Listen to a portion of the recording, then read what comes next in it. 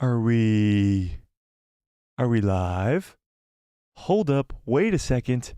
Is it Saturday already? Is it the end of the week? Have we made it through yet another week, Star Wars fans? How we doing on this fine Saturday evening? How are we doing on this fine Saturday evening? What's up, guys? It's Mike, a guy who loves Star Wars.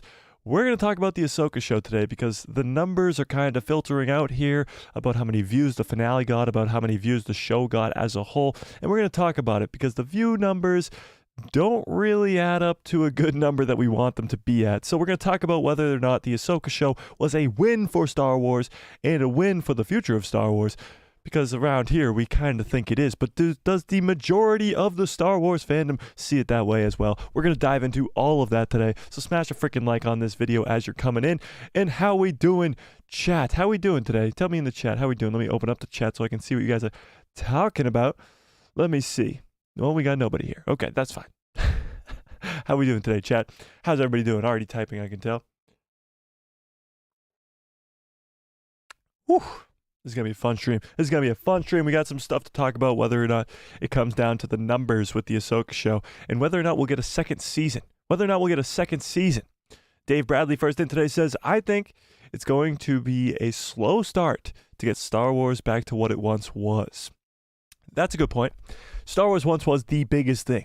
Must watch. It was a theatrical release, usually every 3 years when it came to the trilogies. And that was a big thing. You had to go to the movies to go watch it, and billions of people did that. To your point, Dave, there's been some rough patches in the last couple of years, and to get all those fans back to Star Wars, back to watching it, is going to be tough to do, especially when it's a TV show on Disney Plus and not a movie. Movies are a completely different thing. You can get people to go to the movie theaters when they see the trailers. They know it's a Star Wars movie and they know it's must-watch stuff. When it's on Disney Plus, you have to wait a week for it. You have to pay for Disney Plus. You have to go on to Disney Plus. It seems like homework to a lot of casual fans, and that's probably a good point there. Anthony says, Mike, of course it is a win. It was also a game changer for the Star Wars universe. The ratings. Oh, yeah, the ratings, of course. Yeah, well, we'll talk about that as well. The ratings of the Ahsoka show, where it's sitting at with audiences, where it's sitting at with Rotten Tomatoes, all that stuff. We'll talk about that as well. Yeah. Jay says, hi, Mike. How we doing on this fine afternoon? I'm doing good, Jay. How are you? And he says, it's a win. What's up, friggins? How we doing? Dave says, as long as we keep getting bangers like Ahsoka, people will come back. I agree with that, Dave. I definitely agree with that. But let's see where the numbers were at the premiere of the show versus the finale, okay? So let's read this article first. This is coming from Bounding into Comics. So let's read this. This is when the premiere numbers came out. So this is the premiere, not the finale, the premiere, the first episode. And this is what the numbers looked like for that premiere, okay? Ahsoka premiere. Oh, well, you guys can't see that, huh? That's better. Ahsoka premiere viewership numbers were worse than The Mandalorian Season 2 and Obi-Wan Kenobi, according to the Nielsen numbers, whatever it is. Nielsen, whatever. So, according to these numbers, which are the numbers that came out for The Mandalorian, the Obi-Wan Kenobi show, the Book of Boba Fett, every Star Wars show, every other show too, as well, they do the numbers. They do the numbers, like Kevin Malone from The Office. And the Ahsoka show came in for the premiere, just the premiere, the first 2 episodes, under The Mandalorian Season 2 and the Obi-Wan Kenobi show. Now, this is what was to be expected, honestly. Obi-Wan Kenobi was Kenobi and Anakin. The 2 biggest characters in Star Wars. Of course, it should have higher viewer numbers. The Mandalorian Season 2 is a different conversation, though, because you had Grogu, you had Din Djarin. The first season was very, very good. People were excited for that second season, and that's why those viewers were so high. The Ahsoka show, much to Dave's point earlier on, people need to be brought back to Star Wars. There's a lot of fans who have given up. After The Last Jedi, a lot of fans gave up, but even after last year with Book of Boba Fett, then Kenobi, then Andor, then this year Mando Season 3, a lot of people saw those as not that solid, and they just were like, I'm not going to watch the next project. And coincidentally, that next project was Ahsoka. So there was a big fall off last year into this year, and Ahsoka had to make up for that, and it didn't, especially with that premiere. So a lot of people didn't watch this premiere, but let's read this article. So this article comes from about 2 months ago, because that's when the premiere aired, and this is what happened. 1 month ago, I should say. The Nielsen numbers revealed that the premiere viewership for Ahsoka was far worse than Mando Season 2 and Kenobi. So here are the numbers. Nielsen reported that Ahsoka's viewership clocked in at 829 million minutes viewed for the first week from August 21st to August 27th. And this is what the other shows in that same week looked like. So remember that number, 829 million minutes. That means viewers watched it for 829 million minutes. Okay? So this was the top 10. This was the top 10, and Ahsoka was on the top 10. This is the top 10 for overall. This is not originals. This is overall shows. Number 1 was Suits. Suits has been going off for some reason. I honestly have never watched it. I mean, anybody, give me a 1 into the chat if you've seen Suits. It's been going off. It's on Peacock and Netflix, supposedly, and everybody's watching it for some reason. I don't know. Never even heard of Who's Aaron Carter. Bluey on Disney Plus is like a kids show. Grey's Anatomy's always been pretty big. Ahsoka's sitting there at the 5th spot, and then you got NCIS, Ballers, Cocomelon, which is again another kids show, Untold, and Lincoln Lawyer. So a lot of Netflix on this list. Actually, 1, 2, 3, 4, 5, 6, 7, 8 out of 10 are Netflix, and the other 2 are Disney Plus. One's a kid show and one's Ahsoka. But when you look at this 829, this is talking about million minutes, like we talked about before. Like Suits is at 2 billion minutes, would that be? Is that right? Yeah, 2 billion minutes, something like that. So it's 5th on the list, and this was for the premiere, which is good. It's for that week, but it's not better than Mando or even Kenobi.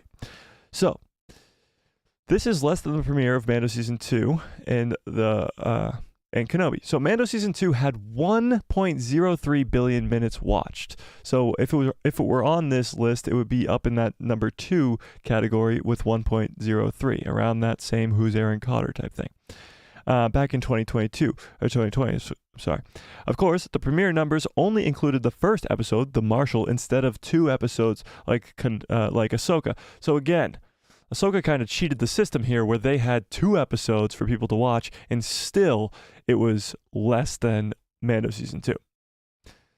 Obi-Wan Kenobi premiered at 958 million minutes back in 2022, and like Ahsoka, did include 2 episodes. So Mando Season 2, like that's how big Star Wars was at the time. That's how much people loved The Mandalorian Season 1, that Mando Season 2 had more views in the first 7 days than the Kenobi premiere did, which has Obi-Wan Kenobi and Anakin Skywalker. That's how good we were living back then.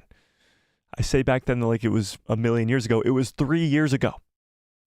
3. And it's ridiculous to see that we've come so far in such little time, and the direction we're going is not a good one. The direction we were going, I should say, is not a good one, because now since the Ahsoka show, the tides have turned. But it's a steady decline, as you can tell, from Mando Season 2, 1.03, then to Kenobi, which is 958, and then Ahsoka, which is 892, right? 829. So, the premiere did edge out The Mandalorian Season 3 premiere in total minutes, which is kind of crazy. That was by only 6 million minutes, I guess, but that's kind of strange. The Mandalorian Season 3 is right here on this. This is when it came back out in February. In February, it was number 3 on the list, so Ahsoka would have been number 3 on the list if it came out at the same time. But what's interesting is The Mandalorian Season 3 had less views than Ahsoka. Why is that? Why do you guys think that is? If you're coming off The Mandalorian Season 2, which was the most watched thing in the first week, why is The Mandalorian Season 3 lower than Ahsoka? What do you guys think? Before we keep going, what do you guys think? Why would Ahsoka be higher than The Mandalorian Season 3? And why would Mandalorian Season 3 be so low after Mando Season 2 was so high? What do we think? Anthony says, Mike, I'd like to see an arrangement, an aggregate sum of the numbers of both Samba TV and Nielsen. I think the series did better than some say. There's some axe grinding against Star Wars and Filoni. That's true to an extent. Anthony, that there might be some numbers off here, but it still is the same for past projects. Like the Nielsen numbers versus other Nielsen numbers makes sense. You know, if you're comparing Nielsen numbers versus Samba numbers or Samba numbers versus something else, what Disney's telling you or whatever, then it's a completely different conversation. We're comparing Nielsen numbers to earlier Nielsen numbers to other Star Wars shows. Dave Bradley says, I've never even heard of Suits or Who's Aaron Carter. I've never heard of Who's Aaron Carter, but I've definitely heard of Suits. Yeah.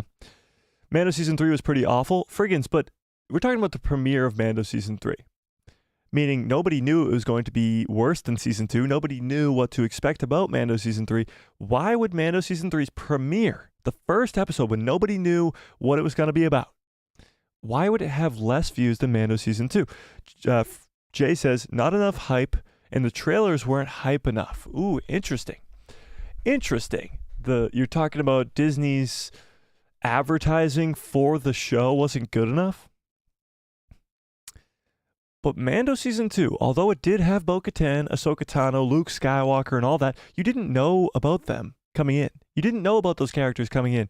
So why did Mando Season 2 have so many more views? Dave Bradley says, people got tired of Baby Yoda and Mando maybe. Interesting. People got tired of Grogu. Fascinating.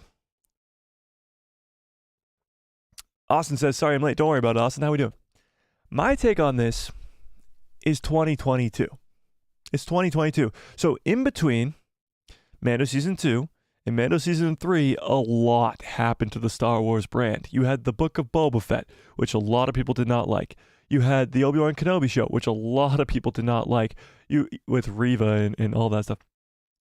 Then you had Andor, which again split the fandom down in two. Either people loved Andor or people hated Andor, and there's only a few, like myself, that are kind of in the middle on Andor. So you're coming off of 3 of those projects. You got the Vespa Gang, you got Reva, and you got Andor. And that, I believe, is why Mando Season 3 did not perform to the extent of Mando Season 2. I don't think it's because people are sick of Grogu or sick of Din Djarin. I think people absolutely love those characters. I think it's more of the fact that Book of Boba Fett, Kenobi, and Andor left such a sour taste in Star Wars fans' mouths that they didn't want to give Mando 3 a chance. Now, Mando Season 3, if you did give it a chance, would have kept that sour taste in your mouth for most of those fans. And then come the Ahsoka show, people are kind of checked out. Most people are kind of checked out from Star Wars. But what's interesting to me is the Ahsoka show actually has more views than Mando Season 3. It does, in the premiere at least.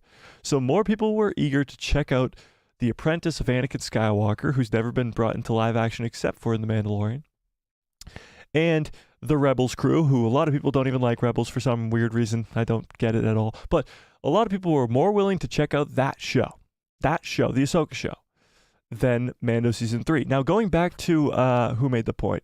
Jay. Going back to Jay's point about not having the advertising for Mando Season 3, Ahsoka's advertising was so damn good. Do you guys remember, and I'm sure you do because it was only a few months ago, do you guys remember right before Ahsoka came out, literally every single day we were getting a new trailer? Every day. We had live streams every Tuesday, Thursday, Saturday like we do here, and every single Tuesday, Thursday, Saturday we had a new Ahsoka trailer to break down. Not to mention the trailer that broke the internet with Anakin Skywalker talking and having new dialogue. That got the hype up big time. Now, a lot of that was due to the actor strike. The actors were not able to go around and do press for the show. Rosario wasn't able to do anything. Neither was Natasha or anybody. They weren't able to do anything because of the writers and actors strike going on in Hollywood at the time. So they had to advertise it themselves, them being Disney, and they literally released a trailer almost every single day. Jay says a trailer a day keeps KK away. That's what it was. And for the weeks leading up to Ahsoka, we were getting trailer after trailer after trailer, and the hype for Ahsoka grew more and more and more. And I think that is really why Ahsoka had more views than Mando Season 3. Mando Season 3 was coming off the back of those 3 projects, Book of Boba Fett, Kenobi, and Andor. And Ahsoka just had the hype. It really had the hype. We were coming off of like 4 or 5 months of no Star Wars content. People were getting excited for Ahsoka. Then we just got trailer after trailer after trailer after trailer of awesome, cool hype for the Ahsoka show. But let's keep reading. Hang on, let me catch up on some chats real quick. Friggin says Kenobi was trash fire, and people checked out after that. A lot of people had different kind of points where they checked out. A lot of people, it was The Last Jedi. A lot of people thought anything Disney creates is garbage after that. Then you had The Rise of Skywalker, which was probably the next off-ramp on the highway that is Star Wars. Then you had Book of Boba Fett, which a lot of people kind of checked out then too. And Kenobi and Andor and all that stuff. Mando Season 3 even. So to Dave's point earlier on in the stream, you got to get those fans back. And I think Ahsoka was successful in doing a lot of that. Was definitely successful in doing a lot of that. But was it a win? Was it a success in as a whole? Let's finish up with these premiere numbers in this article right here. Then we're going to go to finale numbers, and we're going to compare them because, guys, not looking too good. So, where was I? Jay says, Book of Boba Fett was more like Mando Season 2.5. It was, yeah. It was true. People had to watch a show to know about Grogu. That's true. They had to watch Book of Boba Fett to know how Mando Season 3 happened. That's also a disconnect for sure. Yeah. A portion of the fandom also got burned and turned off by the firing of Gina Carano and canceling of Rangers of the New Republic. Disney Plus lost 30,000 subscribers after that act. It's true. Disney Plus is down a ton of subscribers since even like Mando Season 2, but even since last year. They're down so many subscribers. I think in the millions, I believe. Dave says, there's a huge break between Mando Season 2 and Season 3. That's true. It's about 2.5 years. It's a long time. And in those 2.5 years, a lot of Star Wars fans got turned off by the brand. Yeah, there's a lot of branding disasters that happened with both Lucasfilm and Disney between Mando Season 2 and Season 3 that turned people off. I agree with that, Dave. 100%. And now we got to get them back. Austin says, I loved Sabine using the Force. Actually, let's pull this up. What's up, Billy? How we doing? Let's pull this up. Do you think Ahsoka was a win for Star Wars? Oops, not a whim, a win for Star Wars. Yes or no? You tell me. Do you think Ahsoka was a win? Is it going to be good for the brand in the long run? What do we think? Dave says, when will KK be gone? I really hope by the end of this year, Dave. For my own sake and yours. For my own sake and yours. Honestly, I did all my videos in July of she's gone, she's going to be gone, she's leaving, she's gone. And it didn't happen. And honestly, I'm done making those videos until I actually see the real report of Kathleen Kennedy is officially gone. And until then, I guess we just have to sit and wait, you know? KK's dug in like a tick. She really is, but I still think she could be gone. Yeah. Anthony says, even the Hollywood press called out Disney and KK for their business tactics. I'm wondering, what will the marketing for Skeleton Crew be like post writers and actors strike? There's a little bit of news on the actors strike. Let's just get through this real quick. The actors left. So there was negotiations between the Hollywood studios and the Actors Guild of America. Or no, sorry, the Screen Actors Guild. And there were negotiations for a few days, and then they stopped. Like, they didn't come to a conclusion. They didn't stop the strikes. The negotiations stopped. The actors were like, this is not going the way we want, so we're going to leave. We're just going to leave. So those negotiations have come to a halt. The writer's strike is over. It ended a few weeks ago, but the actor's strike is still going strong from what we can tell. Yeah. Dave says, I feel like when George was in charge of Star Wars, it didn't seem to be like a business. But under Disney, everything, it feels like almost everything is about money. That's true. And there's a lot of interviews of George Lucas saying how he didn't want the Hollywood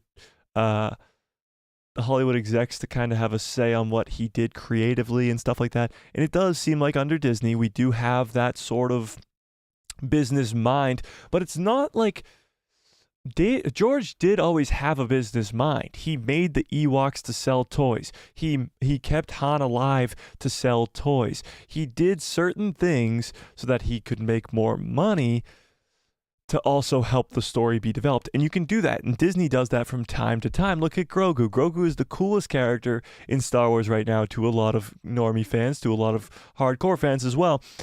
He's the future. Doesn't hurt that he's really cute and sells a lot of toys. Look down, he's probably on your shirt right now. So Grogu is definitely a money-making machine, but that doesn't mean he's a bad thing, you know? And George did that a lot. George did do that a lot. Yeah. Lorenz Marcus, what's up? Marcus says, hello there. What's up? How we doing? Friggin says, General Kenobi. Oh, there we go. Now we got it. I don't care about the sequels. Austin, you're probably not the only one. Friggin says, looking forward to the Bad Batch more than anything else, honestly. Star Wars animation is great. Star Wars animation is great. They get it right more than I'd say even live action does. But you have to have live action. Star Wars is built for live action. I think it's probably more built for the big screen, for a movie setting, rather than a Disney Plus show. But the live action stuff is really good. You have Mando, you have Ahsoka that are peak stuff.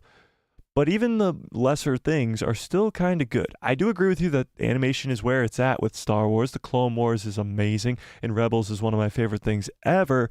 But you got to have a balance of both. So I'm excited for Bad Batch, but I'm probably more excited for Acolyte and Skeleton Crew, if I'm being honest. Marcus says, for me, Thrawn is the coolest character. Really? That's awesome. Did you like his live action appearance? Can't wait till Skeleton Crew. Me either, Austin. Me either. All right, let's finish this article and let's move to the next one. So let's go back to this. Boom. All right. Also, Ahsoka also racked up more viewers than the Book of Boba Fett. No surprise there. The Book of Boba Fett, oh my God, only clocked in with 389 million minutes viewed. That's less than half of even Mando season 3. That's crazy. That is crazy. That is crazy. However, it only premiered with one episode. I guess you could kind of give it that benefit of the doubt that it only premiered with one episode, but I mean, that's bad. It also fared better than Andor, which clocked in at 624 million minutes watched. However, Andor premiered with 3 episodes. That's true. So Andor kind of has the upper hand there for premiering 3 episodes. So people have to watch all 3 episodes, meaning you're going to get more minutes watched. But it is interesting that Andor technically still is almost double Book of Boba Fett, which is crazy. So this was when, wait, what? What is this? Oh, Andor. This is the Andor list. So Andor came out at number 6 on the list at the time. So yeah. All right. So let's get into the Samba numbers now. These Nielsen numbers follow up reports from Samba TV that indicated that the series has one of the least viewed Disney Plus shows since the premiere of Mando Season 1. So the Samba numbers were just straight up wrong. Now, Samba TV, a lot of people were asking about this. Samba TV is a weird sort of baseline to go off of because Samba TV is like a paid subscription type thing where you have to have Samba TV for them to know how, like, and I don't even know how many people have Samba TV. Honestly, I don't know anybody who has it. So it's a small portion size of the entire population. So the Samba numbers are very, very far off, I believe, at least. But it did say that 1.2 million households watched Ahsoka in the first 6 days, which was on par with like Andor and stuff like that, so, which is weird. So this was Samba. This was when they posted that, and it said that Mando season 3 clocked in at 1.3 million households. So it was saying that Mando season 3 was watched by 500,000 more households, which is ridiculous because we know that Ahsoka was watched by more people than Mando season 3. So Samba, I don't think is a good source at all. Yeah, it even says that Kenobi was over double both of them, which is crazy. So I don't think Samba's the greatest when it comes to these numbers. So we're not even going to go over it because they're just stupid and dumb and stupid. But let's fast forward to the finale of Ahsoka. Okay, so these are the numbers that have just come out recently about the finale of Ahsoka, and guys, it is not looking good. It's not looking good, which is a surprise to me. a very big surprise to me. After that kind of episode 4, 5, 6 with with Anakin Skywalker, the world between worlds, and it seemed like the hype for Ahsoka was real. Bringing in Thrawn, bringing in Ezra, that kind of 4, 5, 6 big punch was, I thought, at least going to get a lot of fans to come back to Star Wars. Didn't kind of go that way. Let's see what you guys are thinking though. Let's stop in the chat real quick. Friggin says, oh, I read that. My fault. Billy Smith says Bad Batch was amazing. Bad Batch season 2 was good. I don't know. Bad Batch isn't really hitting for me as much as I thought it would. It's not Clone Wars. It's not Rebels. It's not even close. So I'm hoping season 3 is better. I don't dislike it by any means. I like it. Waiting for season 3 after the ending of Omega's sister. I know. That was kind of crazy for sure. Yeah. Thrawn in live action is clean. It is clean. Marcus says, I absolutely loved it, though I like the books more. I think Dave Filoni did him justice. I agree with that. I definitely agree with that. General Grievous, what's up there? How we doing? Anthony says, am I the only one who suspects that the creation of the Death Troopers, Zillo Beast armor, and possibly Sith science experiments may take place on Mortis in the Bad Batch? I definitely think Mortis is going to play a big role in Bad Batch season 3, and that's why I'm looking forward to it for sure. Yeah. All right, let's get to these finale numbers. Now, this is coming from Screen Rant, this article right here. Here we go. Ahsoka finale performed better than Andor. That's not that hard to do. Better than Andor, but 42% worse than The Mandalorian. All right, let's read it. Here we go. The viewership numbers for Star Wars finales have been revealed, and Ahsoka's has found itself between Andor Season 1 and The Mandalorian Season 3. Okay. The latest Star Wars Disney Plus show has resonated well with its viewers, especially with an appearance from Hayden Christensen's Anakin Skywalker and the live-action debut of Lars Mikkelsen's Grand Admiral Thrawn. As an honorary Star Wars Rebels Season 5, this series appealed to avid Star Wars viewers, but not as well to general and casual audiences. Interesting. So it didn't have that Grogu effect where it had normies coming in and watching it all over the place. Ahsoka didn't have that. Despite the ups and downs, Ahsoka has ultimately done well amongst critics, and now the viewership numbers of its finale reveal even more about its performance. So, Samba TV again has provided Screen Rant with an exclusive look at the viewership numbers of the finale of Ahsoka, Andor Season 1, and The Mandalorian Season 3. Given the streaming service themselves haven't yet provided solid figures, these third-party analysts have the most accurate look. So, this is what Samba says. We just talked about Samba and how I don't trust it and how I don't like it at all, but this is the only kind of evidence we have right now. So, 863,000 U.S. households watched Ahsoka finale during a 5-day window. Compare these numbers to Andor Season 2 and Mando Season 3. So Andor Season 1, I should say. Andor's finale had 591,000. So Ahsoka was way over that by over almost 300,000. However, Mando Season 3's finale had 1.5 million. Almost double Ahsoka. Almost double. Now again, how much we can trust the Samba numbers, it remains to be seen. I don't believe the Nielsen numbers have come out yet, if somebody could correct me on that. But what's interesting to me about this is we were just talking about how Mando Season 3 didn't perform well. Even the premiere of it was not that good. It was slightly lower than Ahsoka even. So the fact that The Mandalorian Season 3's finale has almost double Ahsoka, is this something to be worried about? This means the viewers of Ahsoka outpaced Andor by 46%, but trailed The Mandalorian Season 3 by 42%, which is still an impressive feat. TV shows always tend to lose viewers as the season goes on, and in defense of Andor, that series had 12 episodes as compared to Ahsoka and Mando only having 8. So, what's interesting about this is the Samba numbers for Ahsoka had it at 1.2, 1.2 million viewers watching the premiere. And that means they lost 400,000 people throughout the course of the show. So is Ahsoka still a success for Star Wars? This is the question that we're asking ourselves today. Ahsoka has still accomplished something here despite how it trails behind The Mandalorian. The latter series is the flagship show of not just Lucasfilm, but also Disney+. The Mandalorian is that show for Disney in general, causing it to dominate the streaming services time and time again. It's easy then to let Ahsoka fall under criticism based on these comparisons, but the circumstances and other contexts prove that Ahsoka's overall performance and viewership isn't bad. This also solely represents U.S. audiences, and once global audiences are factored in, these numbers will be seeing an audience that is much more massive. As a spin-off series of both The Mandalorian and Star Wars Rebels, Ahsoka had a lot to live up to, and it managed to do that.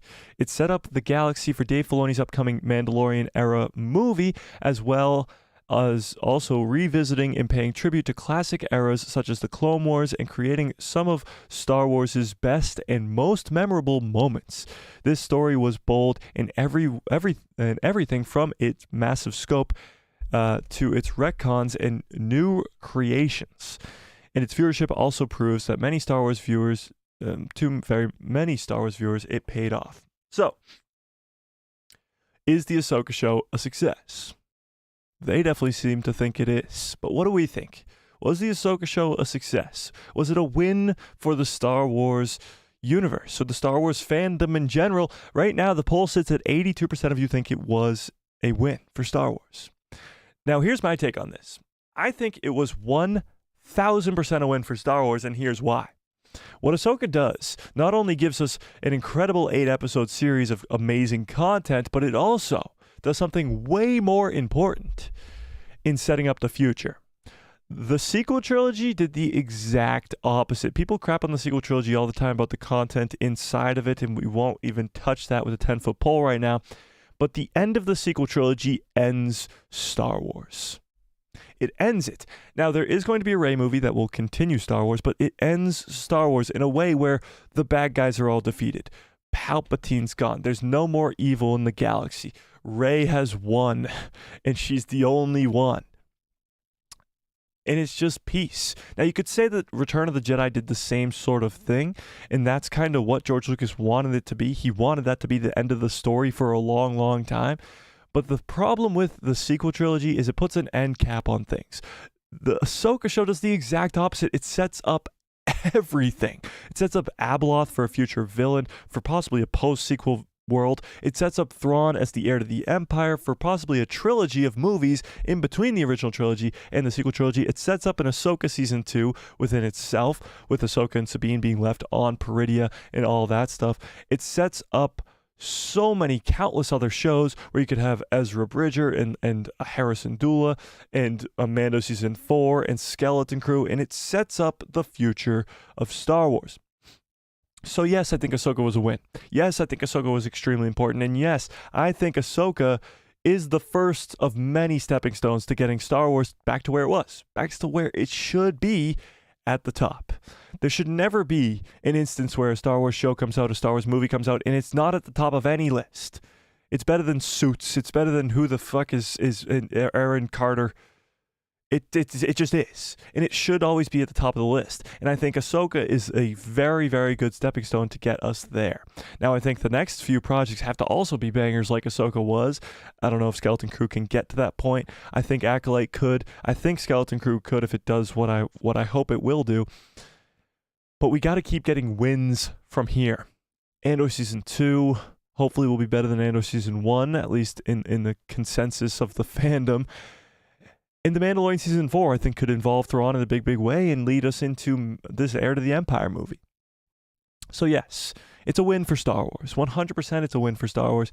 And I think in 5 years from now, Ahsoka will be looked back on as the first real thing that got us back on track. But what do you guys think? What do you think? Was it a win for Star Wars? What the hell? Why is it the way that it is?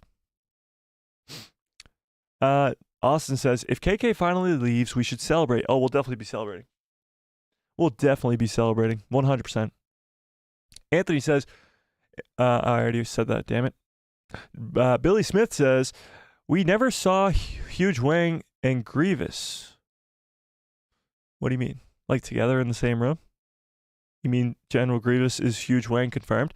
Well, you see Hu Yang like have the multiple arms, if that's what you're talking about. I don't know what you're talking about. Friggin says, yes, I think Bad Batch Season 3 will tie a lot together, especially with the cloning facility. Yeah, I think Mount Tantus will definitely be touched on a lot more in Bad Batch Season 3. And I do think it will tie into the greater story that's going on in the Mandoverse for sure. For sure. Anthony says, which I believe will connect to the current events of live action branches of the Mandoverse, especially with Moff Gideon's clones, hidden Jedi / Hu Yang, and Sith. Wait, Pabu? Pabu much? What was Pabu? Pabu was the planet, no?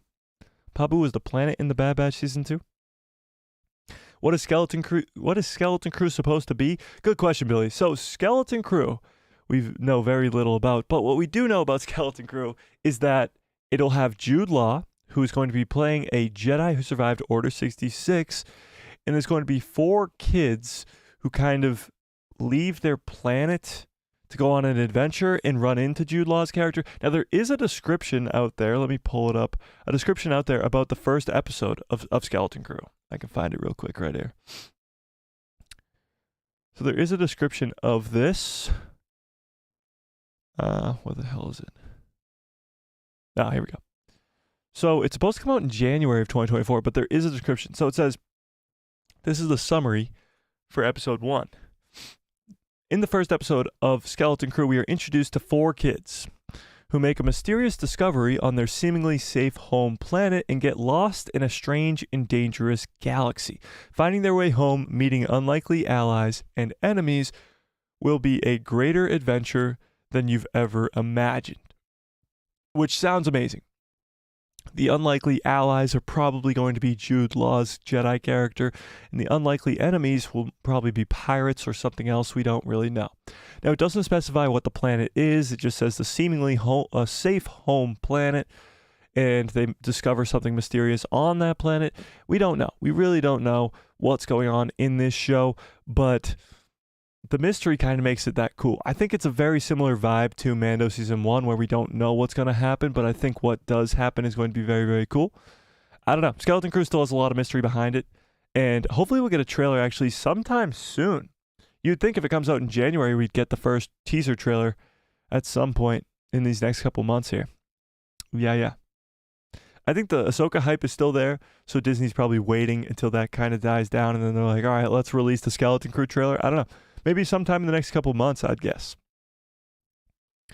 Marcus says, Ahsoka felt like the first chapter in a larger number of series/movies coming in a new era of the new Empire under the lead of Thrawn, which is great. Yeah, it is the first chapter. It kind of is. And I'm hoping that like Dave Filoni gets a trilogy instead of just one movie, and the Heir to the Empire is built into the trilogy that it is in the novels. But I don't know. We'll see. The only thing I'm concerned about is the restrictions that they have to explain the sequel trilogy. Well, so far, with 3 seasons of Mando, a season of Book of Boba Fett, a season of Ahsoka, they've seemingly avoided the sequels to an extent. There are some connections to the sequel trilogy. You got the guy, Hux's dad in Mando Season 3, Project Necromancer mentioned. You had the cloning facility on Navarro that looked like Snoke was in one of the Bacta tanks.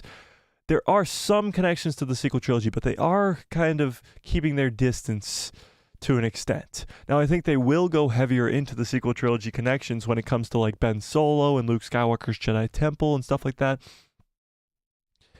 But yeah, I don't know how fans are going to react. I really don't know how fans are going to react to that. Some people are going to be like, look, don't give us any sequels. I'm not going to watch anything that involves the sequels at all, so just keep it away. And some other fans might be a little bit more open to it, like myself, honestly, but I don't know. would you guys be open to connections to the sequels, or are you like, definitely not? Definitely not. What is your take?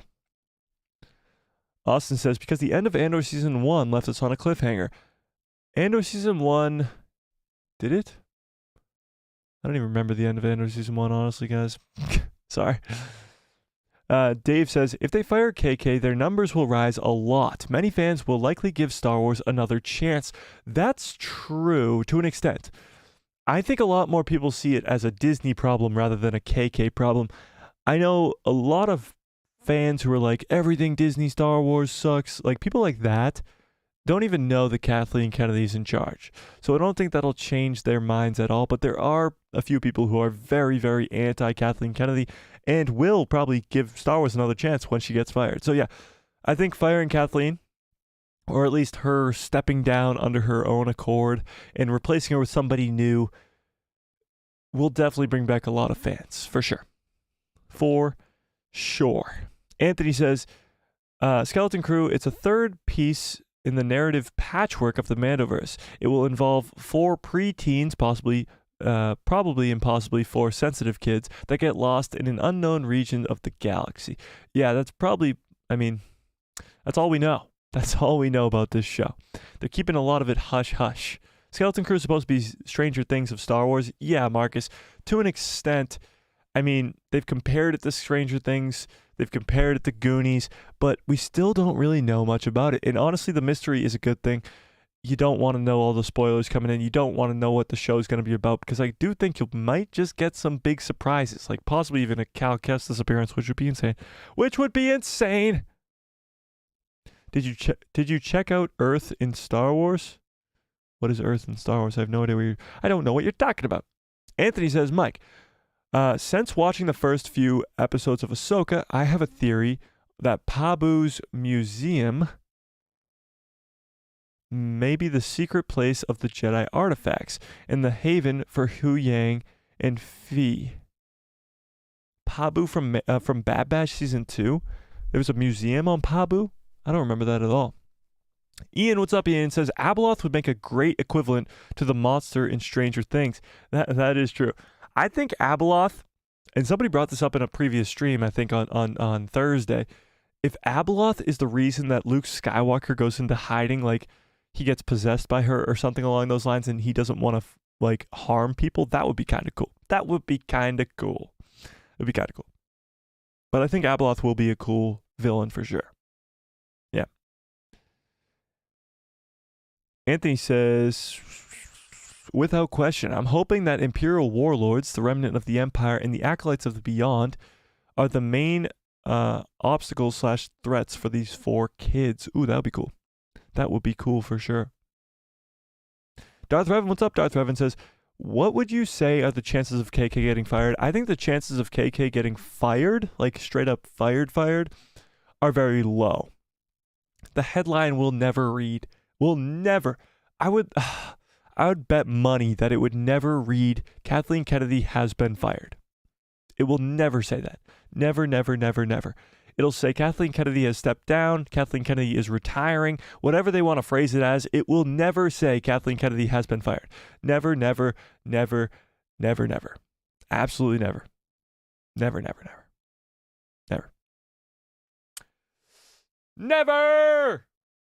Never. It won't. It just won't. Oh, Billy Smith with a very generous 79 alien currencies. I don't know what that is, but yes, thank you very much. It's Billy's first ever super chat. Thanks, Billy. Means a lot. Very, very generous. But so let me get back to the topic at hand here. Kathleen Kennedy chances of being fired. Her chances of being fired, I would put very low, in the single digits, I would say. Kathleen Kennedy's chances of leaving Lucasfilm, retiring, stepping down within the next couple months, I think are extremely high. I would say in the 60% chance that she steps down before the end of the year. That's what I'm thinking. Oh my God, Billy with another 79 of his alien currency. Thank you very much, Billy. Keep them coming. Just kidding. Much love. Austin says, I think KK will bring in someone worse. I don't think KK will have a really much of a say of who is her superseder, you know? I think what will happen is she will get fired behind the scenes, but they won't let it leak out like that. And she won't ever say that either. She'll say that she retired. And I think what will happen is she will kind of just go away. And whoever replaces her, I don't think she'll have a say in it. No. Jay says, I'm fine with mentioning the sequels because they will have to explain the shit holes of the trilogy. Yeah. And I think that's what will have to happen. I think what's going down in the sequel trilogy needs to be explained. So if they ignore it, it will make even less sense. So I think if you do kind of explain what's going down in the sequel trilogy as you kind of go along with the fall of Ben Solo, with the fall of Luke Skywalker, and make it all better than we know and hate from the sequel trilogy, then I think you could have something on your hands there. Hell no. Every time it refers to the sequel trilogy, it hurts my brain and soul. Interesting. The Praetorian Guards disturbed me in The Mandalorian Season 3 because it was a sequel trilogy creeping in. Interesting. So we got one person who literally just said, I'm fine with it, and somebody who says, hell no, definitely not. That's kind of where the fandom's at. And they're going to have to toe that line very, very carefully. Very carefully. Because a lot of fans are on one side or the other. Cal Kestis and Skeleton Crew, sign me up.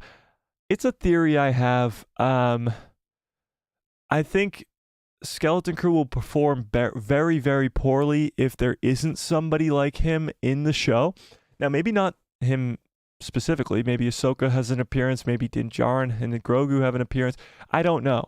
But Skeleton Crew by itself, we just talked about how Andor's views were so low. Book of Boba Fett even, which Boba Fett's a legacy character. Like, it'll be very, very hard to get people to come watch the Skeleton Crew show with a bunch of random new characters that nobody knows without somebody like Cal Kestis showing up, if that makes sense.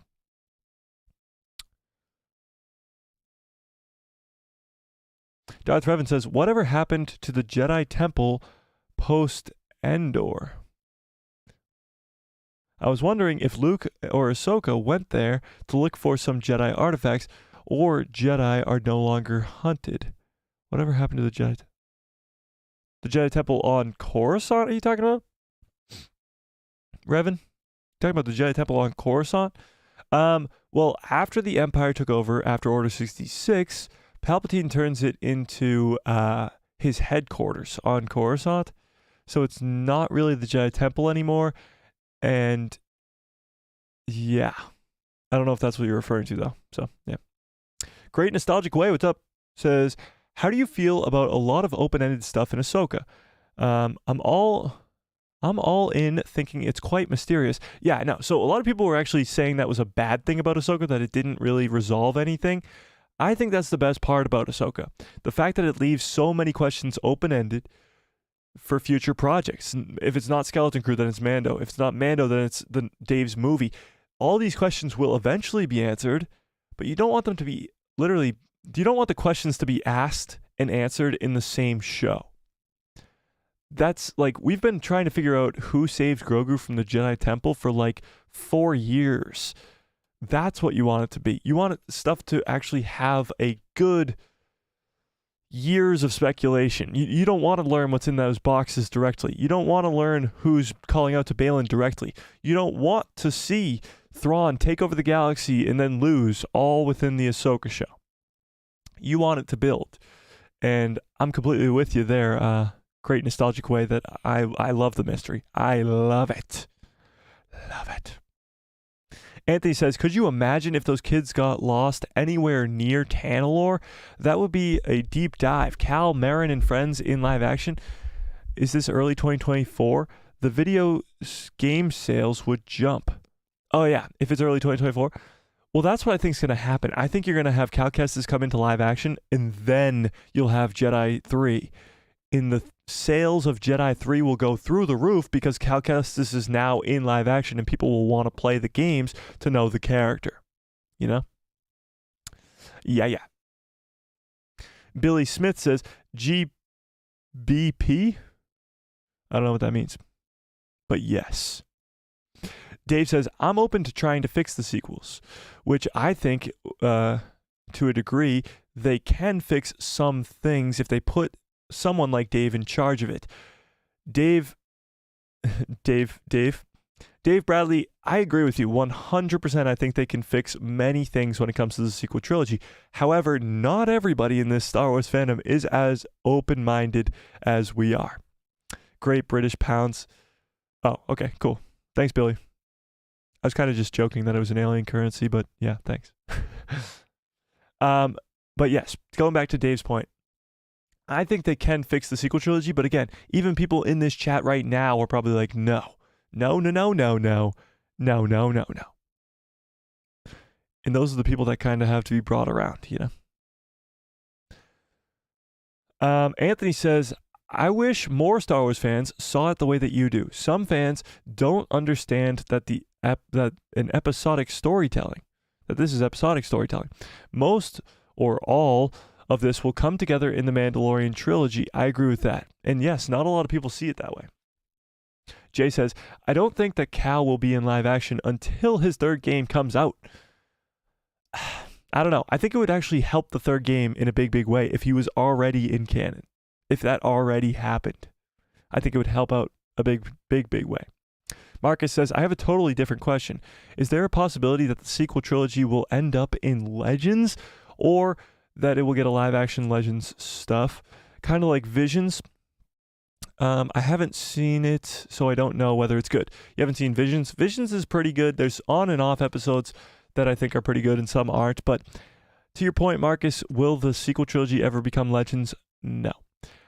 I'm working on a video right now. Probably won't come out till Monday, if not even Wednesday of this week, because I got a video coming out tomorrow, and then we'll see. But I'm working on a video about that right now, about the sequel trilogy, whether or not it will become canon or retconned or Legends or whatever it is. No, it's never going to happen. It's absolutely never going to happen because the sequel trilogy made Disney billions of dollars. They're still making billions of dollars off of merchandising of those characters. There are sequel fans. Might sound insane to you guys, but there are sequel fans. And shout out to any of you guys who in the chat if you are sequel fans. But there's no way that Disney will admit their mistakes and take the sequel trilogy that they created and turn it into Legends. Yeah.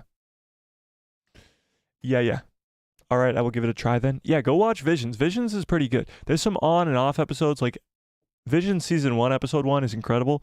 Visions Season 1, Episode 2, I fucking hate. So, yeah. There's a big difference from episode to episode. Darth Revan says, yeah, the one on Coruscant, there's got to be some Jedi artifacts there. I doubt Palpatine would have destroyed so much knowledge about the Jedi. I feel like he might have used it to his own advantage. Yeah, so the Jedi Temple does have a lot of artifacts still there. I think Luke actually does in canon comics. I could be wrong, but he does go to the Jedi Temple and take some artifacts. But it should still be a place that exists on Coruscant. Yeah. I'm more intrigued to see what happens to Coruscant in this Mandoverse era. If Thrawn comes in and takes it over, or what kind of happens, because we don't see Coruscant in the sequel trilogy. So I'm intrigued. I'm intrigued for sure. Anthony says, I wouldn't be surprised if the kids in Skeleton Crew bump into a Book of Boba Fett and Fennec Shand, since crime syndicates will play a role in the series, especially the pirates. Interesting. Yeah, maybe they end up on Tatooine. I'm not too sure. We'll see. I think Ahsoka Season 2 will have Baylan Skoll sacrifice himself. I don't know how they're going to go all about this Baylan Skoll thing. It's tough to do. It's tough to kind of feel out what they're going to do at this point because the actor strike's still going strong. But I don't know. We'll see. I don't know. Baylan Skoll's a whole thing. They set him up to be this awesome, cool new character, and Ray Stevenson sadly passes away. I don't know. It's a whole Chadwick Boseman type situation. It's a tough thing to deal with. It's definitely a tough thing to deal with. Marcus says, the finale is actually my favorite episode because of the mystery and open-endedness. That's cool, Marcus. A lot of people crapped on the finale of Ahsoka. I loved it. I give it a 10 out of 10. It was that good. But yeah, a lot of people didn't like it. If you're referring to the Star Wars Visions, it's excellent. I strongly recommend you watch it. There isn't bad storytelling in that series. I disagree with that, but yes. That canon is better than some of current Disney canon. Some of it is. Some of it's really good, but some of it's just not at all.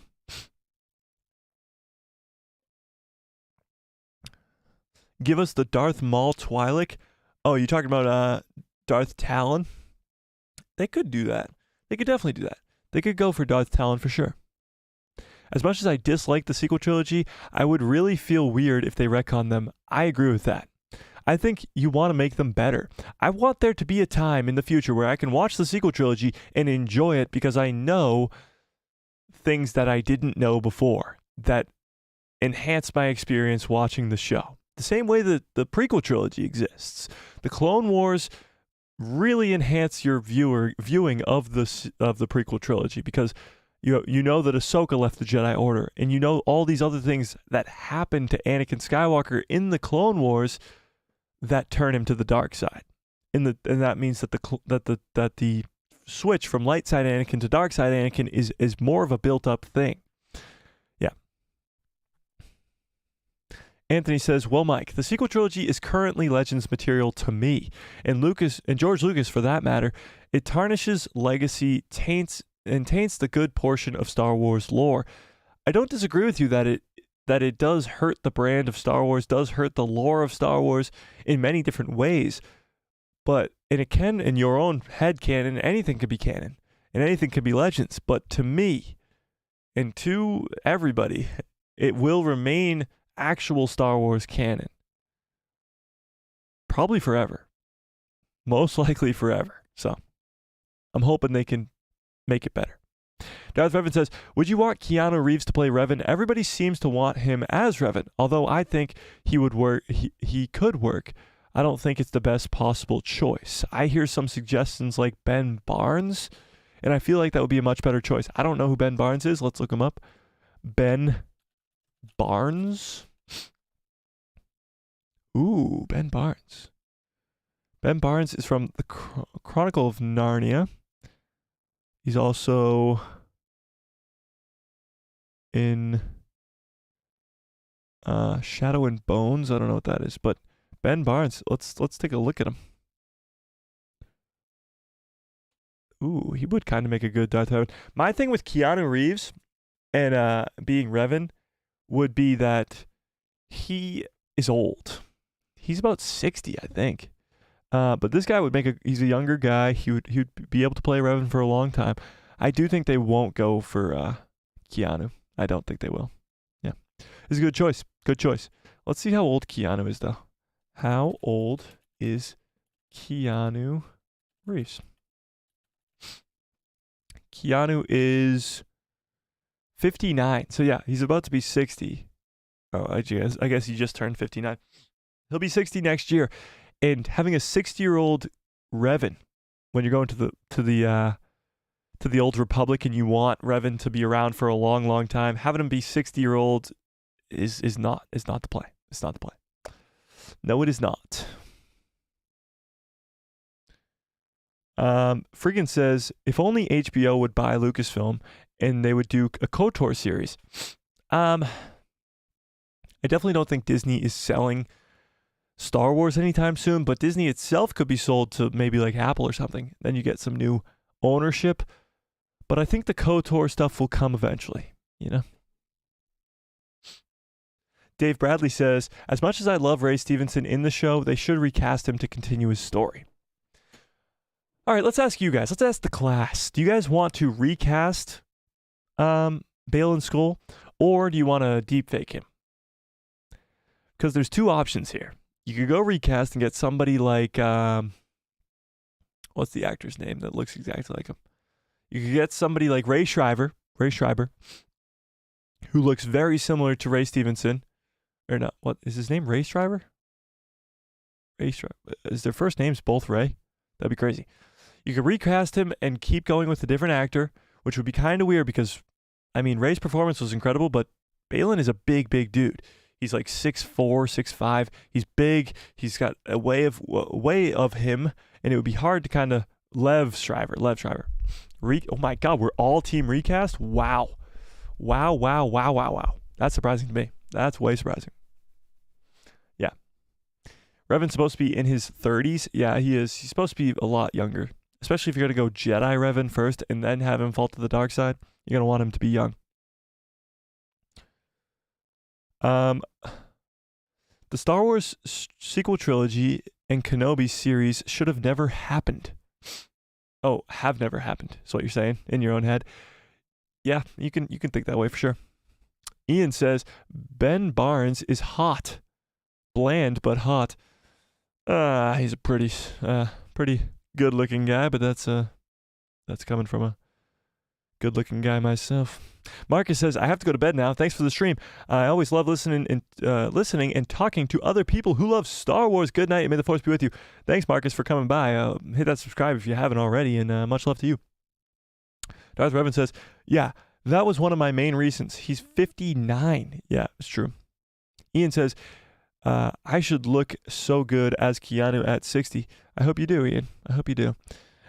See, Mike, my true hope is that Filoni and Favreau and other writers can make it so if you don't accept that the sequel trilogy is canon, then you can find other ways to avoid it and celebrate a new sequel trilogy.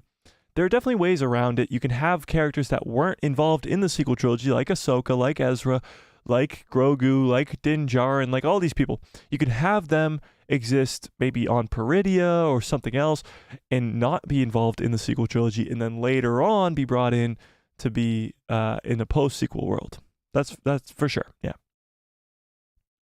It's crazy. We're all kind of in a consensus here with Team Recast. I'm not. I'm honestly not yet, but we'll see. Gerard Butler. Yeah, he was the other one. Sean Bean. I don't know who that is. Yeah, they all kind of look the same. It's never going to happen, but an HBO KOTOR would be downright phenomenal. Yeah, it'll never happen, but it would be cool. It would be cool. The things they've done with HBO, where it's like The Boys or even Game of Thrones and House of the Dragon, that sort of KOTOR show would be insane. Yeah. Ian says, Mike, you're also hard. Oh, thanks, Ian. I try my best. Friggin says, yep, HBO brings it. Imagine KOTOR and Game of Thrones in hot D quality. Yeah, that would be quite wild. That'd be quite wild. Now, maybe they'll get the writers from House of the Dragon and Game of Thrones to do sort of a KOTOR type thing, because they could always do that if somebody else is in charge of Star Wars at the time. We'll see. We'll see. Do we got any other Star Wars news going on here? Do we got any other Star Wars news? What do you guys want to talk about? Do you guys want to talk about anything? Oh, how about this? I put this in the Discord. If you guys want to join a Discord of people who love Star Wars, there is a link in the description below. And if you're a member, we got 7 members right now. Hit that join button to become a member. You get now you get instant access to a Discord. We finally got the Discord up and running of members only Discord. And you'll get a discount is the word I was looking for on the store that is going up very, very soon. I'm working on the designs right now of the first thing that will be on the store. Hey, Joe, perfect timing. What's up, Joe? How we doing? Joe, if you've noticed in the Discord, there is a members only section of the Discord. So that's finally opened. And I'm talking about the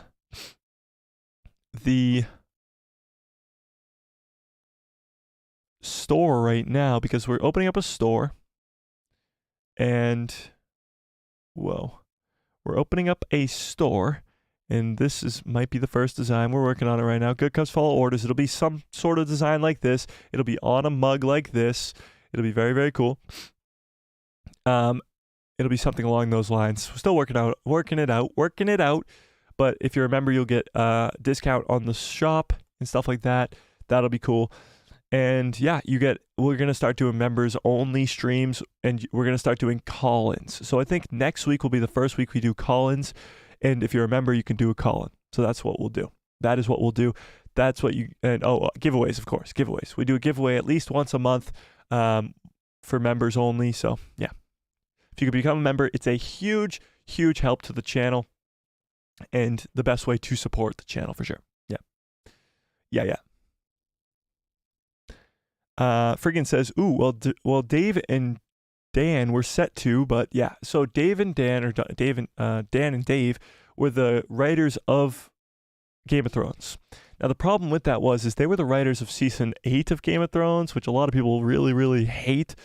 Those hardcore Game of Thrones fans out there. So they weren't really the answer. We're talking about the good writers from Game of Thrones. Joe says, ooh la la, I'll have to check that out. Finally got my 2-month member badge. Yeah, I know. Looks nice. Looks nice. It's a nice color of blue.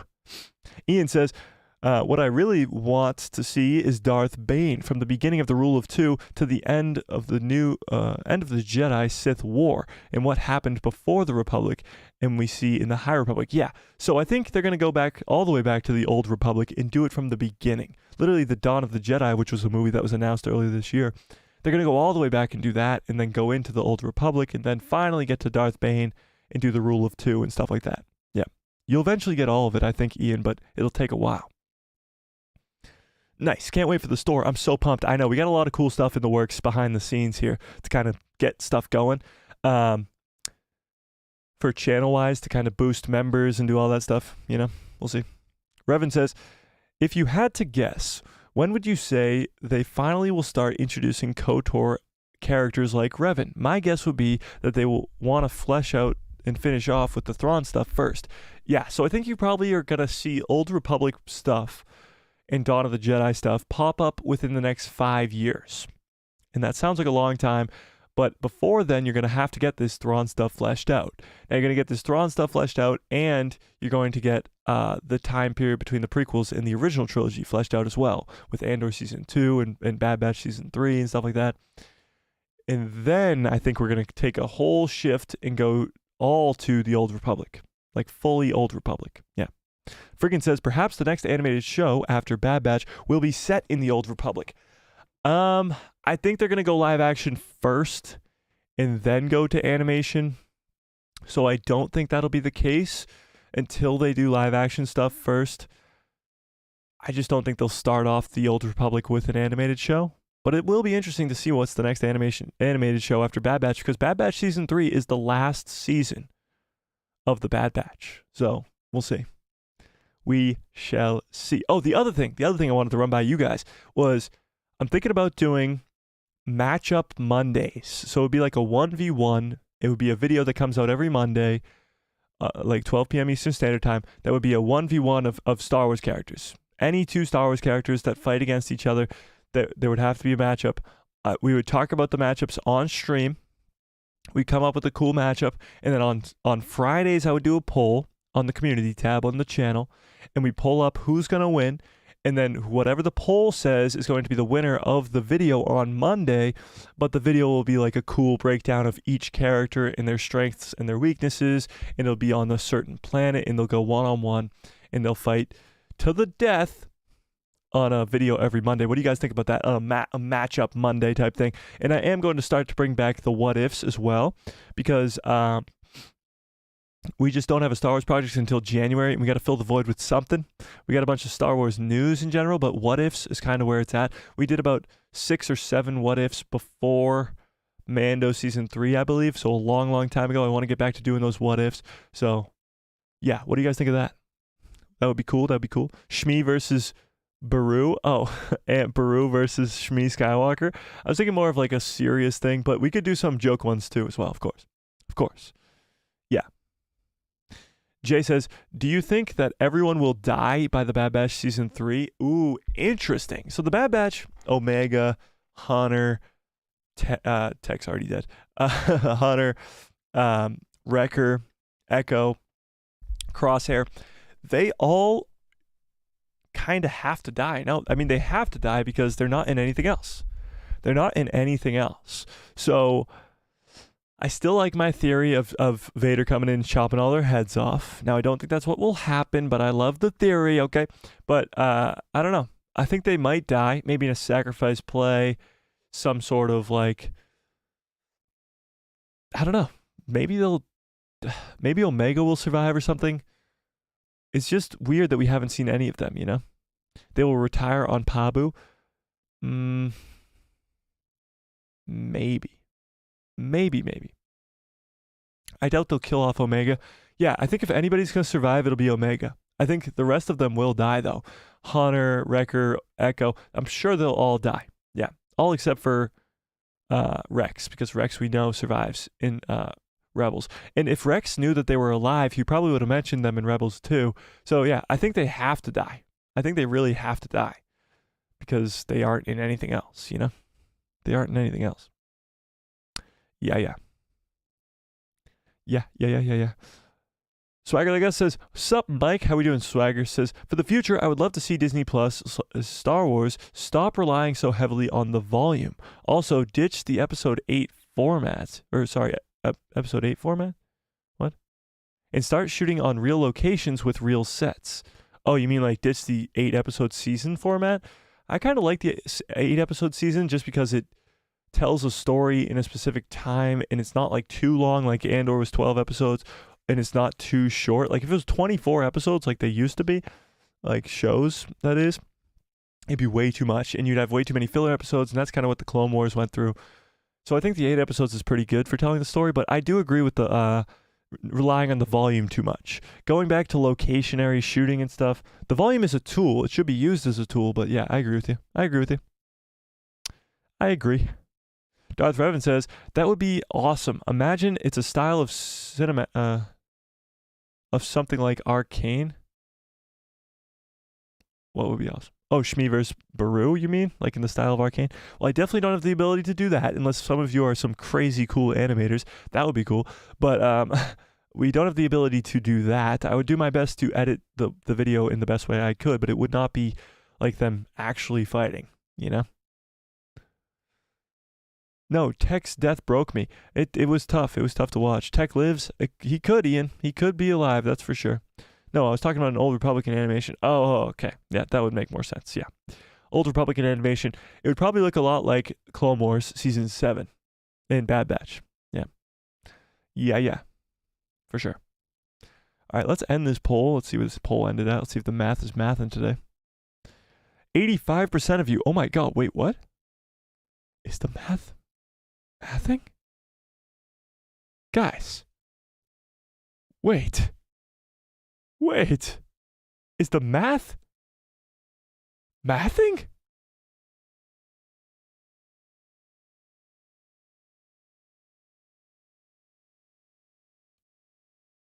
It's a glitch. It's a glitch. 85% of you say yes, Ahsoka was a win for Star Wars, to 15% saying no. Wow. The math is mathing. That's crazy. Darth Revan says, "Agreed. The 8-episode format is too short for some projects. I'm fine with the 12, and the volume should only be used on certain things." I think the 8-episode format worked perfectly for Ahsoka. It works very good for Mando as well.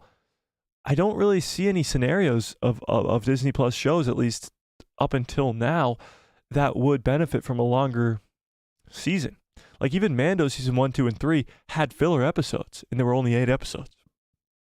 And people complain about it. So Ahsoka didn't have any filler episodes, which was good. But I feel like if it went to 12, it would have a ton of filler episodes. You know? Revan says, "You're welcome, Mike. I used the Force to fix the math." Oh, well, thanks, Revan. Finally, somebody did. I voted no because Ahsoka was a huge win for me, but didn't captivate the normies. Interesting. You don't think it captivated those normies?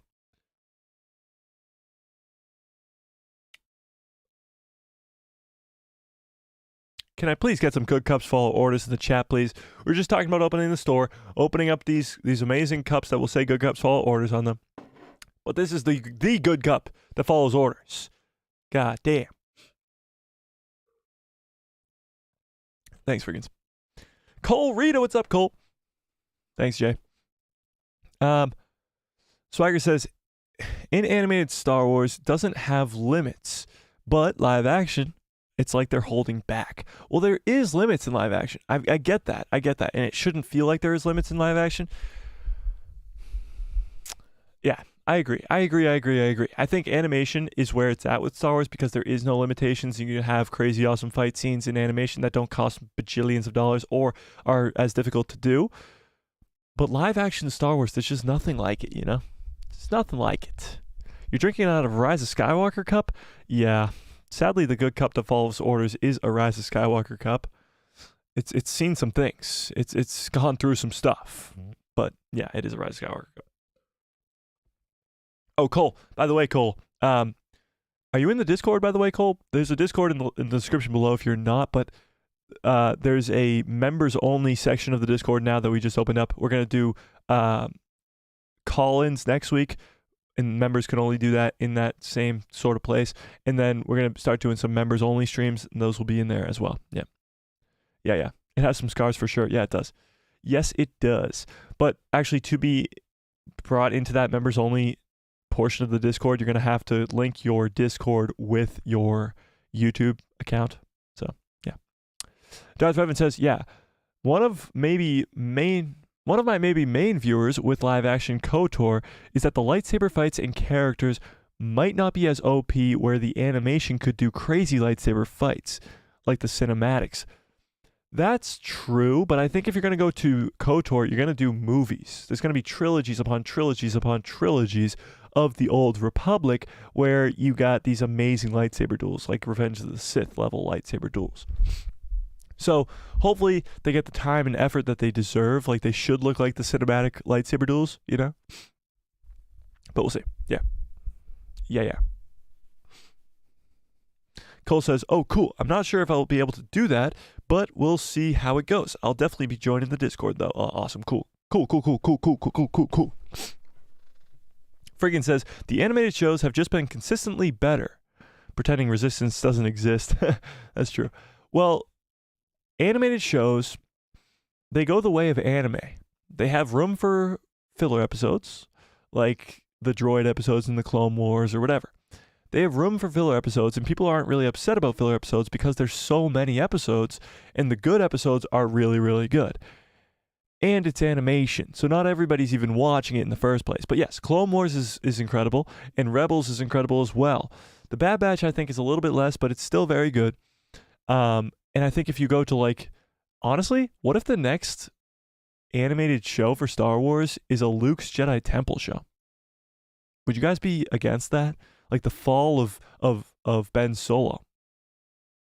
What do we think about that? What do we think? Darth Revan says, yeah, there will definitely be a complete Old Republic saga in all forms of media, like the Skywalker saga. But Disney's track record with lightsaber fights have not been great, even though I loved the Ahsoka fights, but I wouldn't want that for something like KOTOR. Yeah, it's true, and I think they will get back on track with the fights now that they have the right people in charge, you know? The sequel trilogy was kind of lacking in that, but even since the sequel trilogy, some of the lightsaber duels have been better than the others, you know? Jay says, what do you think the next animated thing will be? Not Tales of the Jedi. Since what is the volume Swagger's talking about? Oh, okay, so the volume, good question. The volume, for those of you who don't know, is the round sort of studio they film in. It's the circular studio that they film Mando and others in. And the reason that they use it, it's like the new next tool, innovation, or whatever you want to call it, in the filming of shows and movies. It's kind of just an easier way to film stuff without having to go to location. So like it'll already be on the screens around you in a circle so that the actors can kind of just act. I'll show you what it looks like. The volume. So this is what the volume looks like. It's just kind of like a stage, almost. It's a stage that's circular, that has screens all around it that are already like pre-designed almost. So they don't have to go like on location so much, you know? So you got like the cockpit of a ship here going through hyperspace, and the hyperspace is on the screen in front of them. Then you got like this screen around him. It's not actually there, but it's kind of like it's there. You got a town in front of him. He's walking towards the town. Stuff like that, you know? when him and Grogu are sitting in the desert during the volume. Stuff like that. It's cool. It's definitely cool. But they got to be using it a little bit less because they're relying on it too much, you know? Relying on it too much. Cole says, I feel like both animated and live action have a 66% success rate. I want to see that live action personally. I definitely want to see live action rather than animation, for sure. But I'll take what I can get, you know? Mike, that would be cool. Yeah, an animated Luke's Jedi Temple show would be insane. The Fall of Ben Solo in animation would be very, very cool. Cole says, weren't there rumors about a Jedi Academy show at some point? Yes, there were. There always kind of has been, but there wasn't really much substance to them, to those rumors, I should say. But yes, there was always those kind of rumors lingering in the background. Yeah. And I would love it. I would absolutely love it. The fights in the Old Republic have to be the same level as Mustafar and Revenge of the Sith. Yeah, they all kind of have to be. And the problem with that is you're not just choreographing two actors fighting with lightsabers like Anakin and Obi-Wan. It's a bunch of Sith versus a bunch of Jedi. So you're gonna have to be literally teaching all these different actors and all these different stuntmen, all these different choreographies at the same time in these huge epic battles of Jedi versus Sith. Not just one-on-one, but like hundreds on hundreds, like a ton of Jedi versus a ton of Sith, you know? Cole says, without the volume, none of these Star Wars shows would have worked as well. Oh yeah, 100%. It's a big tool and really made the success of The Mandalorian what it is, for sure. I overall prefer animated content to live action in Star Wars, or anywhere else for that matter. Doesn't mean I don't like live action, though. I get that, Grievous, and you're probably not the only one. Yeah.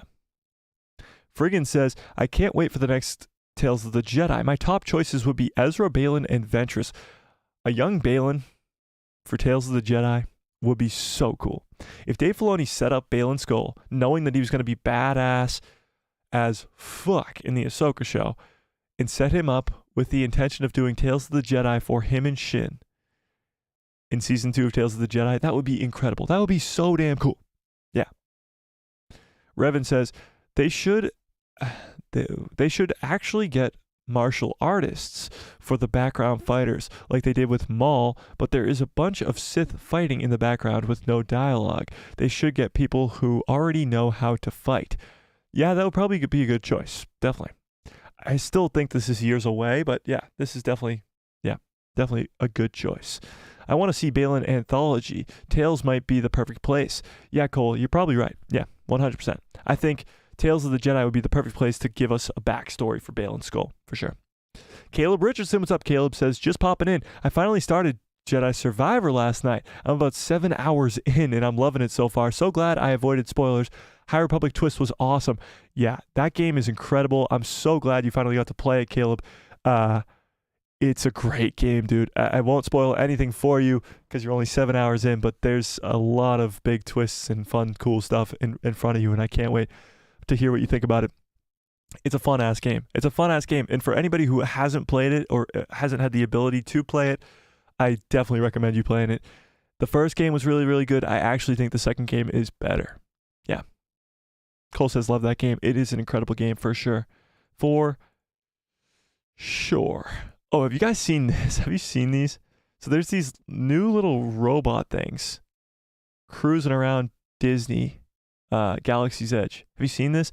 Disney's now trying to create real life BD droids. So like BD1 from Jedi Survivor. This is a perfect segue. BD from the Jedi games. Have you seen those? Have you seen that? This is pretty crazy. Let me pull up this picture. So they actually walk around. Like they actually cruise around. These are prototypes, but they're actually cruising around the parks. Let me see if I can get this up and running here.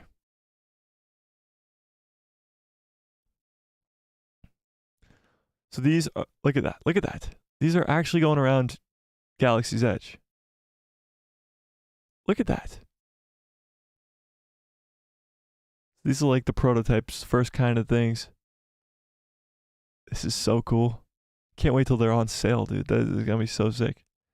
It's an actual droid. That's freaking wild. That is wild. This is the picture of them. That's so cool. All right, let's read this article, actually. Why not? Watch Disneyland unleash adorable free-roaming Star Wars droids that can dance and get super mad. Okay. The cutest little baby... Oh, wait, let me zoom in a little bit here. Straining my eyes. The cutest little baby angels in the entire Star Wars galaxy have finally landed on Disney parks. Disney Imagineers made the stunning reveal in a pair of TikTok videos showing off their technology that allows the irresistibly adorable free-roaming droids, which they've dubbed Droids in Transit. That's funny. To interact with guests inside Disneyland Star Wars-themed Galaxy's Edge land in California. This is only in California so far. The robots actually learn to imitate artistic motion. That's the secret sauce to make them work so quickly. They can actually emote and learn to dance. So these things have a mind of their own. They're not being controlled by things in the back here. It's kind of crazy. So this guy who works at Disney, not even gonna try to pronounce his name, but he's an associate lab director at Disney's research, said in one of the clips, which also shows the characters grooving and sporting glowing eyes. When something annoys them, they can get really angry when their eyes turn red.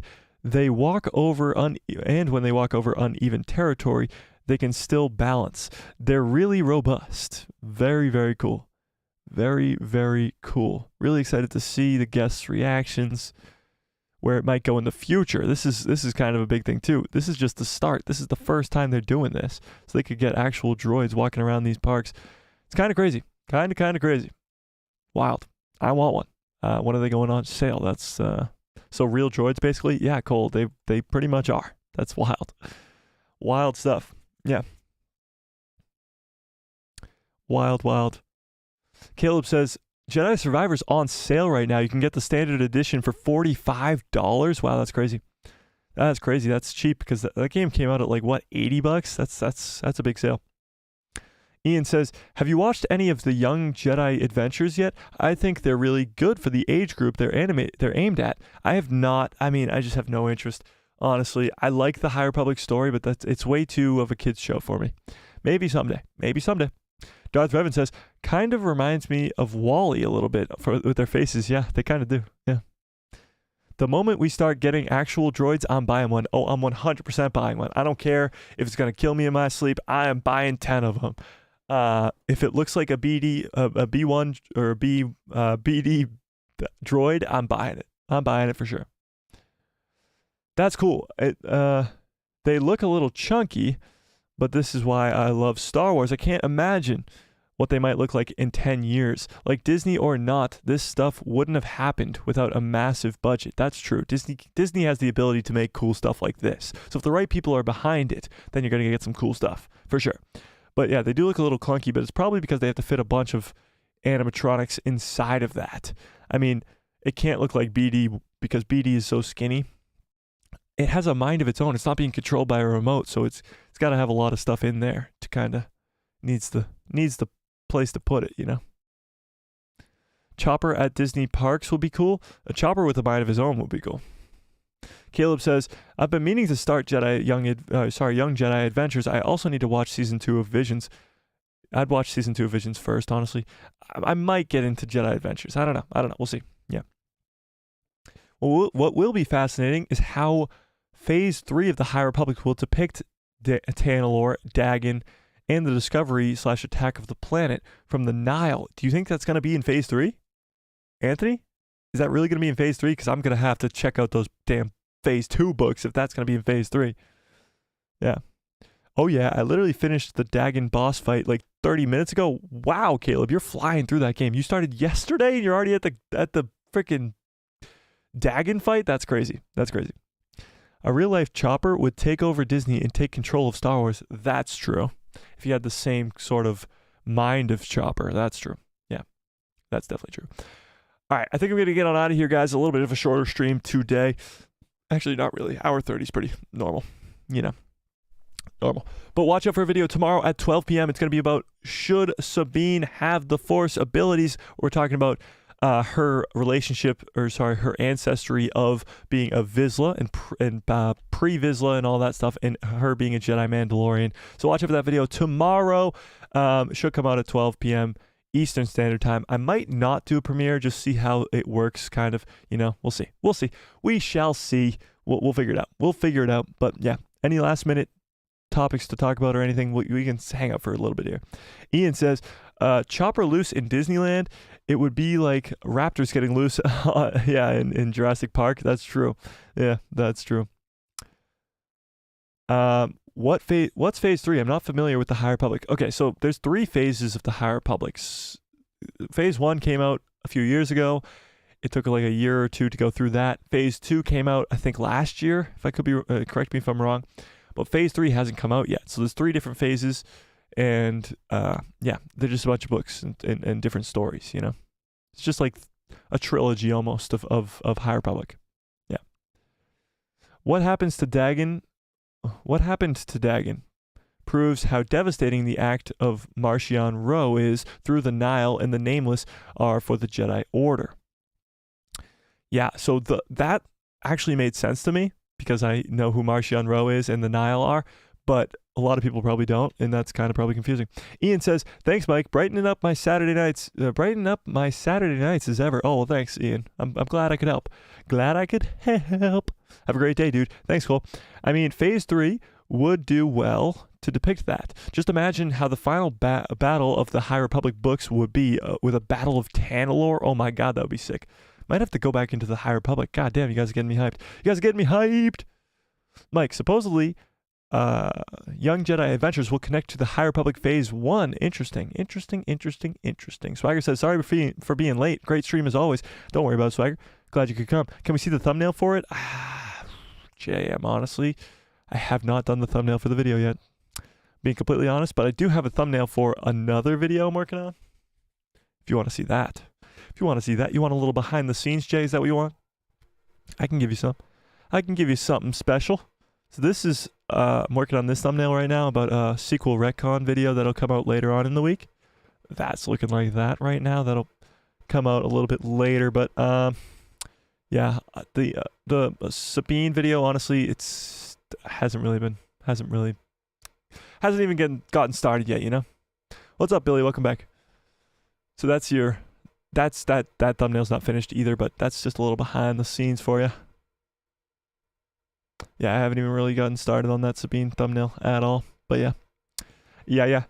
Darth Revan says, is the High Republic actually any good? I've heard it's not that great, and I've never checked it out. Well, the people who say it's not that great are the people who don't read it. So, from what I've heard and what I've read, actually, Phase 1's really good.